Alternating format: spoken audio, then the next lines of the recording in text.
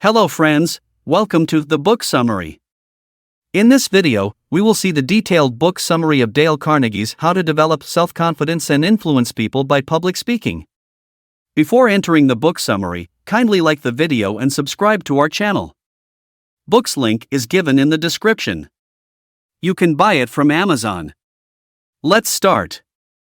How to Develop Self-Confidence and Influence People by Public Speaking is a self-help book written by Dale Carnegie, the author of the classic self-help book How to Win Friends and Influence People. The book aims to help readers develop confidence in public speaking and to use that confidence to influence and persuade others. The book is divided into 4 parts. Part 1 focuses on the fundamentals of public speaking, such as how to overcome fear and anxiety, how to prepare and organize a speech, and how to use gestures and body language effectively. Part 2 discusses the importance of knowing your audience and tailoring your message to their needs and interests. Part 3 delves into the art of persuasion, including how to use logic, emotion, and credibility to make a convincing argument. Part 4 covers the use of humor, storytelling, and other techniques to capture and hold the attention of your audience. Throughout the book, Carnegie emphasizes the importance of practice and preparation, and provides numerous examples and exercises to help readers improve their public speaking skills. He also stresses the importance of sincerity and authenticity, and advises readers to focus on connecting with their audience rather than trying to impress or dominate them. Overall, How to Develop Self-Confidence and Influence People by Public Speaking is a practical and engaging guide to improving public speaking skills and using them to achieve personal and professional success. Whether you are a seasoned speaker or a novice, this book can help you overcome your fears and become a more confident and effective communicator. Chapter 1: Developing Courage and Self-Confidence. In this chapter, Carnegie emphasizes the importance of courage and self-confidence in public speaking and provides practical tips on how to develop these qualities. Carnegie starts the chapter by acknowledging that public speaking can be a source of fear and anxiety for many people, but he also points out that courage is not the absence of fear, but the ability to act in spite of it. He argues that anyone can develop courage and self-confidence through practice and repetition. One of the main ways to develop courage and self-confidence, according to Carnegie, is to start small and gradually build up. He recommends starting with simple speaking tasks, such as giving a toast at a family gathering or volunteering to speak at a local club, and then gradually increasing the difficulty level. He also advises practicing in front of a mirror or with a trusted friend or family member to gain feedback and build confidence. Carnegie also stresses the importance of preparation in building confidence. He recommends thoroughly researching and organizing your speech, practicing it multiple times, and anticipating questions or objections that may come up. He argues that preparation can help you feel more in control and less anxious about the speaking situation. In addition to preparation, Carnegie suggests adopting a positive mental attitude. He advises readers to focus on their strengths and successes, rather than their fears and failures, and to visualize themselves delivering a successful speech. He also suggests adopting a confident body language, such as standing tall, making eye contact, and using gestures to emphasize key points. Overall, Chapter 1 of How to Develop Self-Confidence and Influence People by Public Speaking provides a helpful introduction to the importance of courage and self-confidence in public speaking, and offers practical tips on how to develop these qualities. Chapter 2: Self-Confidence Through Preparation. In this chapter, Carnegie emphasizes the importance of preparation in building self-confidence and provides practical tips on how to prepare for a speech. Carnegie begins the chapter by pointing out that preparation is the key to successful public speaking. He argues that thorough preparation can help you feel more confident and in control, and can also help you anticipate and address potential problems or objections. One of the main aspects of preparation, according to Carnegie, is researching and organizing your material. He advises readers to thoroughly research their topic and gather as much information as possible, and then to organize that information into a clear and coherent structure. He suggests using an outline or mind map to help with this process. Another important aspect of preparation, according to Carnegie, is practicing your speech. He recommends practicing in front of a mirror or with a trusted friend or family member, and also suggests recording yourself to gain feedback on your delivery and body language. He also suggests practicing in the actual speaking environment, if possible, to become familiar with the space and any equipment or technology that will be used. Carnegie also emphasizes the importance of anticipating potential questions or objections and preparing responses in advance. He suggests brainstorming potential objections and then preparing persuasive responses that address those objections. Finally, Carnegie encourages readers to adopt a positive mental attitude and visualize themselves delivering a successful speech. He argues that a confident and positive mindset can help you overcome any remaining fears or doubts and deliver a strong and persuasive presentation. Overall, Chapter 2 of How to Develop Self-Confidence and Influence People by Public Speaking provides practical and actionable advice on how to prepare for a speech and build self-confidence through preparation. Chapter 3, How Famous Speakers Prepared Their Addresses. In this chapter, Carnegie provides examples of how famous speakers prepared for their speeches and draws lessons from their methods. Carnegie begins the chapter by highlighting the importance of learning from others and modeling successful behaviors. He argues that by studying the methods of successful speakers, we can gain insights and inspiration for our own speaking. One of the main examples Carnegie provides is the preparation process of Abraham Lincoln. He describes how Lincoln would often spend weeks researching and organizing his speeches, and how he would revise and refine his drafts multiple times before delivering the final version. Carnegie emphasizes the importance of Lincoln's meticulousness and attention to detail, and suggests that by following a similar process, we can also improve our own speaking. Carnegie also provides examples from other famous speakers, such as Winston Churchill, who would practice his speeches in front of his wife or secretary, and Martin Luther King Jr., who would often revise his speeches based on feedback from his advisors and colleagues. Throughout the chapter, Carnegie draws lessons from these examples and offers practical tips for improving our own preparation process. He suggests that we should prioritize research and organization, practice our speeches multiple times, seek feedback from trusted sources, and continually revise and refine our drafts. Overall, Chapter 3 of How to Develop Self-Confidence and Influence People by Public Speaking provides valuable insights and inspiration for improving our preparation process and modeling the behaviors of successful speakers. Chapter 4, The Improvement of Memory. In this chapter, Carnegie focuses on the role of memory in public speaking and provides tips for improving memory and recall. Carnegie begins the chapter by highlighting the importance of memory in public speaking. He argues that a good memory can help speakers recall important facts and details, connect with their audience, and deliver a more compelling and persuasive speech. Carnegie then provides a brief overview of the different types of memory, including sensory memory, short-term memory, and long-term memory. He emphasizes that memory can be improved through practice and repetition, and suggests a number of practical techniques for improving memory. One of the main techniques Carnegie recommends is the use of visual aids and associations. He suggests that we can improve our memory by creating mental images or associations that connect new information to existing knowledge or experiences. For example, we might associate a new name with a familiar object or place, or use visualization techniques to remember a complex concept.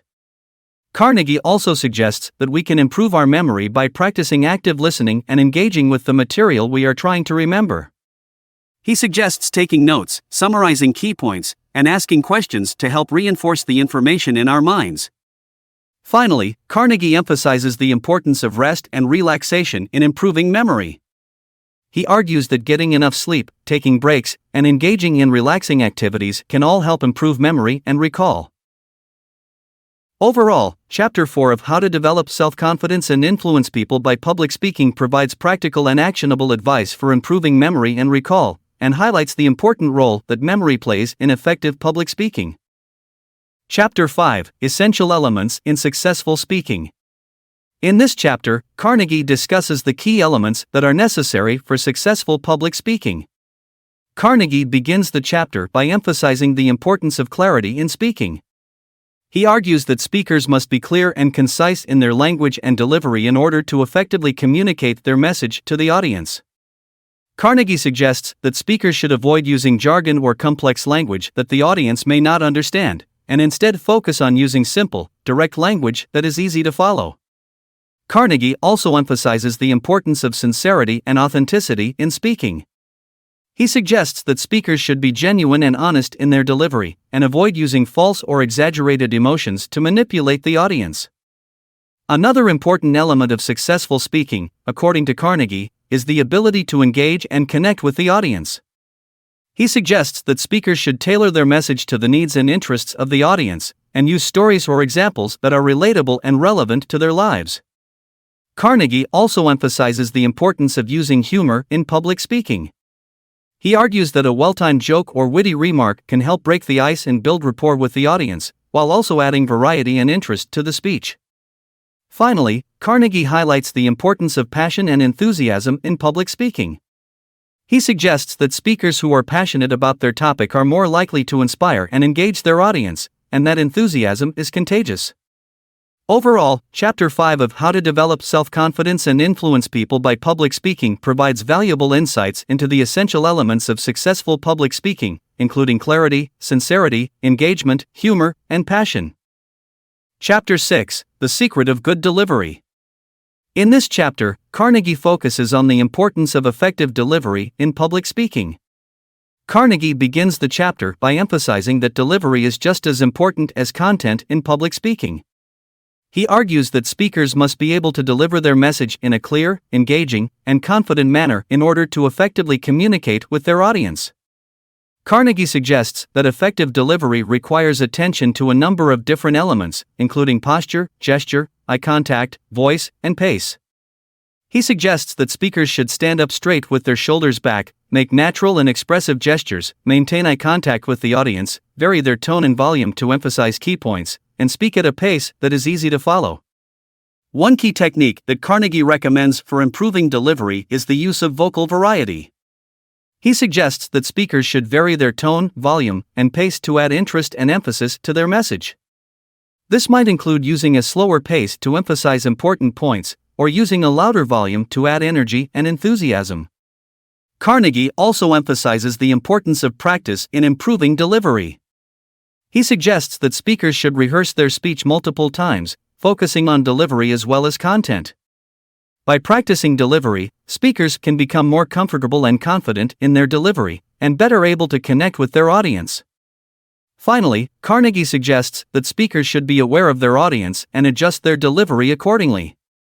This might include using more or less humor depending on the audience's preferences, or speaking at a slower pace for an older audience.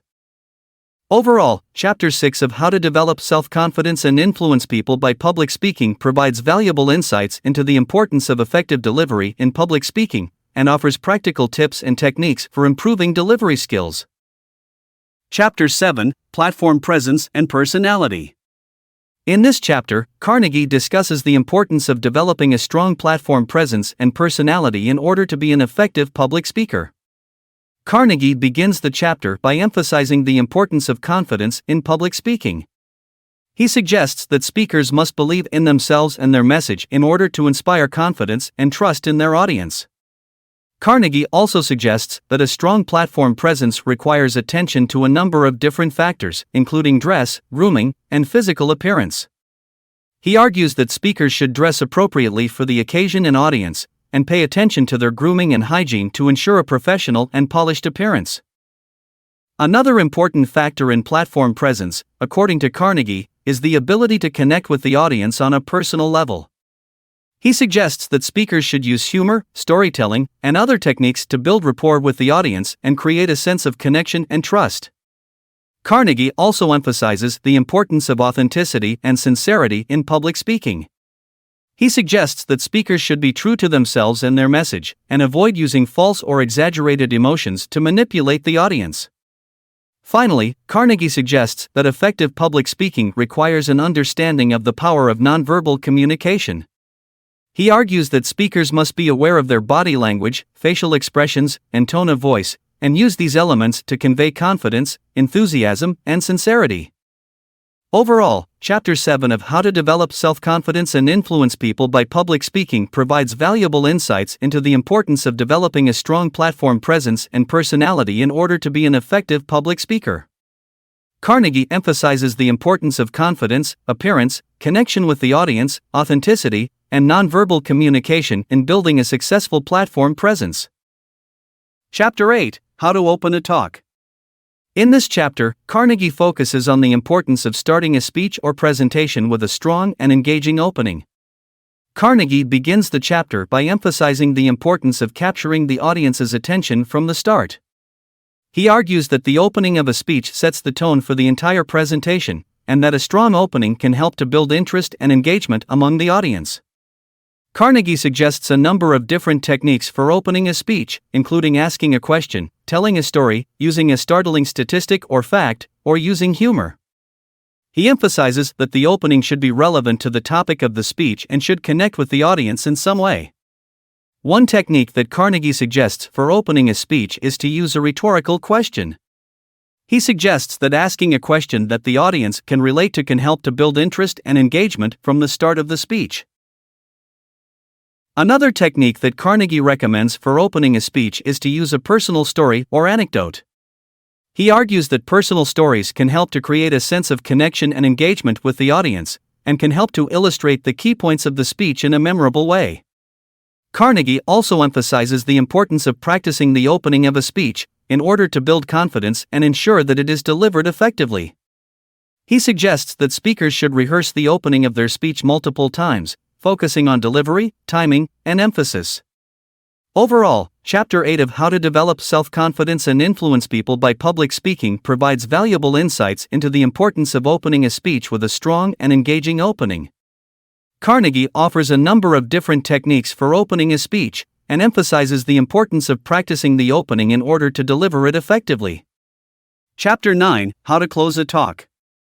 In this chapter, Carnegie focuses on the importance of ending a speech or presentation with a strong and memorable closing. Carnegie begins the chapter by emphasizing the importance of leaving a lasting impression on the audience. He argues that the closing of a speech is the final opportunity to make an impact and to reinforce the key messages of the presentation. Carnegie suggests a number of different techniques for closing a speech, including summarizing the main points of the presentation, using a memorable quote or anecdote, issuing a call to action, or using humor. One technique that Carnegie recommends for closing a speech is to use a call to action. He suggests that a strong call to action can motivate the audience to take action or to change their thinking on the topic of the speech. Another technique that Carnegie suggests for closing a speech is to use a memorable quote or anecdote. He argues that a well-chosen quote or story can help to reinforce the key messages of the speech and to leave a lasting impression on the audience. Carnegie also emphasizes the importance of timing in the closing of a speech. He suggests that speakers should be aware of the time remaining in their presentation and should plan their closing accordingly. Finally, Carnegie suggests that speakers should rehearse the closing of their speech multiple times, in order to ensure that it is delivered effectively and with confidence. Overall, Chapter 9 of How to Develop Self-Confidence and Influence People by Public Speaking provides valuable insights into the importance of closing a speech with a strong and memorable closing. Carnegie offers a number of different techniques for closing a speech, and emphasizes the importance of rehearsing the closing in order to deliver it effectively. Chapter 10, How to Make Your Meaning Clear. In this chapter, Carnegie emphasizes the importance of clarity in public speaking and provides practical tips for achieving it. Carnegie begins the chapter by arguing that clear communication is essential for effective public speaking. He suggests that speakers should use simple, direct language and avoid using complex vocabulary or convoluted sentence structures. Carnegie also emphasizes the importance of knowing one's audience in achieving clarity. He suggests that speakers should be aware of their audience's level of understanding of the topic being discussed and should tailor their language and presentation style accordingly. Another key element of achieving clarity in public speaking, according to Carnegie, is to use concrete examples and vivid imagery. He argues that using specific examples and vivid descriptions can help to bring the topic to life for the audience and make the message more memorable. Carnegie also provides practical tips for achieving clarity in the delivery of a speech, such as using appropriate pauses and emphasizing keywords and phrases. In addition, Carnegie suggests that speakers should avoid common pitfalls that can undermine clarity, such as using jargon, making unsupported claims, or using overly complex arguments. Finally, Carnegie emphasizes the importance of rehearsal in achieving clarity in public speaking. He suggests that speakers should rehearse their speeches multiple times, paying close attention to their delivery and making adjustments as necessary to ensure that their message is clear and effective. Overall, Chapter 10 of How to Develop Self-Confidence and Influence People by Public Speaking provides valuable insights into the importance of clarity in public speaking and offers practical tips for achieving it. Carnegie's emphasis on using simple language, concrete examples, and vivid imagery, as well as his suggestions for avoiding common pitfalls and rehearsing one's speech, make this chapter a valuable resource for anyone looking to improve their public speaking skills. Chapter 11: How to Interest Your Audience. In this chapter, Dale Carnegie provides insights and techniques to help speakers capture the attention of their audience and keep them engaged throughout their presentation. Carnegie begins by highlighting the importance of grabbing the audience's attention from the outset. He suggests that speakers should begin with a provocative statement or question, or by using humor or a dramatic story to engage their listeners right away. Carnegie then goes on to emphasize the importance of structuring a speech in a way that maintains the audience's interest. He suggests that speakers should use clear, concise language and break their speech up into smaller, manageable sections, with each section building upon the previous one. Carnegie also advises speakers to use visual aids, such as photographs, diagrams, or props, to illustrate their points and help keep the audience engaged. He notes, however, that visual aids should be used sparingly and should support the main message of the speech. Another technique for keeping the audience interested, according to Carnegie, is to use stories or anecdotes that illustrate the main points of the speech. He notes that stories can help to make complex ideas more accessible and relatable, and can help the audience to better understand the speaker's message. Carnegie also suggests that speakers should be passionate and enthusiastic about their topic, as this can help to inspire and engage the audience. He notes that audiences are more likely to be interested in a speaker who demonstrates a genuine interest and excitement about their topic. Finally, Carnegie emphasizes the importance of practicing one's delivery and being aware of one's audience in order to maintain their interest. He suggests that speakers should use vocal variety and pacing to keep the audience engaged, and should be aware of the audience's level of understanding and interest throughout their presentation. Overall, Chapter 11 provides a wealth of insights and techniques for keeping an audience interested and engaged throughout a speech.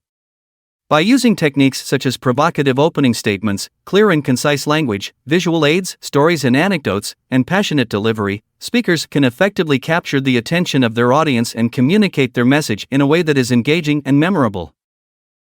Chapter 12: Improving Your Diction. In this chapter, Dale Carnegie provides guidance on how to improve the clarity and effectiveness of one's speech through the use of proper diction. Carnegie begins by emphasizing the importance of clear and precise diction in effective communication. He notes that poor diction, such as mumbling or slurring one's words, can detract from the overall effectiveness of a speaker's message and undermine their credibility. To improve one's diction, Carnegie suggests a number of exercises and techniques. One of the most important, he notes, is to practice pronouncing words correctly and clearly. He suggests focusing on individual sounds and practicing saying them aloud until they are clear and distinct. Carnegie also advises speakers to pay close attention to their breathing and posture, as these can affect the clarity and effectiveness of one's speech. He notes that good posture and proper breathing can help to improve one's vocal control and projection, making it easier to speak clearly and effectively. Another technique for improving diction, according to Carnegie, is to practice speaking slowly and deliberately.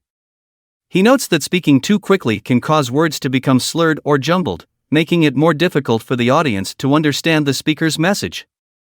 Carnegie also emphasizes the importance of practicing one's delivery in a variety of different situations, such as in front of a mirror or in front of a small group of friends. This can help speakers to become more comfortable with their own voice and style of speaking, and can help to identify areas where improvement is needed. Overall, Chapter 12 provides a wealth of insights and techniques for improving one's diction and overall effectiveness as a speaker. By focusing on proper pronunciation, breathing, posture, and pacing, speakers can develop clear and effective communication skills that will enable them to better engage and influence their audiences. Conclusion. In conclusion, How to Develop Self-Confidence and Influence People by Public Speaking by Dale Carnegie is an insightful guide that provides practical advice on how to develop the skills needed to become an effective public speaker. Throughout the book, Carnegie emphasizes the importance of self-confidence, preparation, and the ability to connect with one's audience. The book covers a wide range of topics, including the development of courage and self-confidence, the importance of preparation and practice, the role of memory in effective communication, and the essential elements of successful speaking. Carnegie also provides guidance on how to improve delivery, presence, and personality, as well as tips on how to open and close a talk, make one's meaning clear, and interest one's audience. Overall, How to Develop Self-Confidence and Influence People by Public Speaking is an essential resource for anyone looking to improve their communication skills and become a more effective public speaker. By following Carnegie's practical advice and guidance, readers can develop the self-confidence and skills needed to engage and influence their audiences, and achieve greater success in both their personal and professional lives. Book's link is given in the description. You can buy it from Amazon. Thank you for watching. The Financial Freedom is the book written by me. In this book, I explained the pillars of personal finance and step-by-step guide to achieve the financial freedom. In this book, I have explained how rich get richer and poor get poorer with examples. Also, I have explained how much money required to achieve financial freedom using 4% rule. This book's link is given in the description. You can buy the book using that link.